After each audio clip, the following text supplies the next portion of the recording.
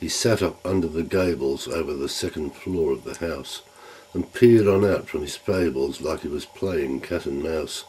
The dirt was thick on the window pane as he scribed his feather quill, that scraped on the dusty parchment with a sound like a whippoorwill.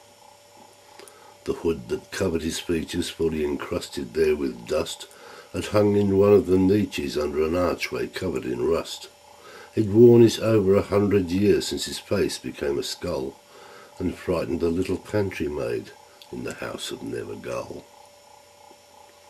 His hands like a pair of talons creaked as he held the feather quill, scraped like the bones of felons reaped from the charnel house at Rill. The servants knew him as Braxelrod or the Lady Mary's curse. He kept the soul of her mother sealed around his neck in a purse. The Lady Mary in sickness lay to pay for her mother's sin. He'd never allowed her out to play, nor any of her friends come in. Her mother had died unshriven for her dallying with MacLeod. One night the hearse had been driven, taking her mother wrapped in a shroud. Each time that Mary had tried to leave, she'd find that the door was barred. While looking out through the window, she could see monsters there in the yard.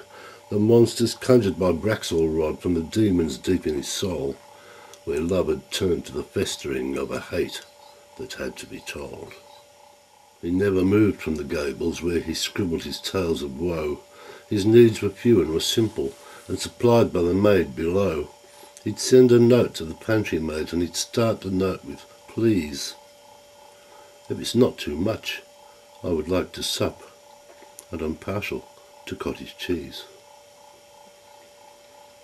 The house would creak to the rafters, while the servants shivered below. They'd all draw straws in a silent pause for the one that would have to go. He'd never turn from his parchment, so they would leave it there on a plate. Now you be wise, don't look in his eyes, or you might just see Hell's Gate. The gardener brought in the poison that he'd been using on the bees, while the pantry maid and the butler paid him to mix it with the cheese.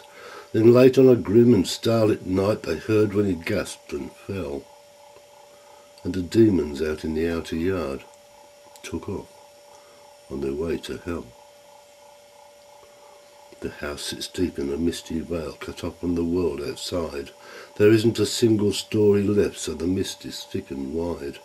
But Mary opened the leather purse when the moon came out to see, and laughed as she shook it out and said, "Oh, mother, at last, you're free."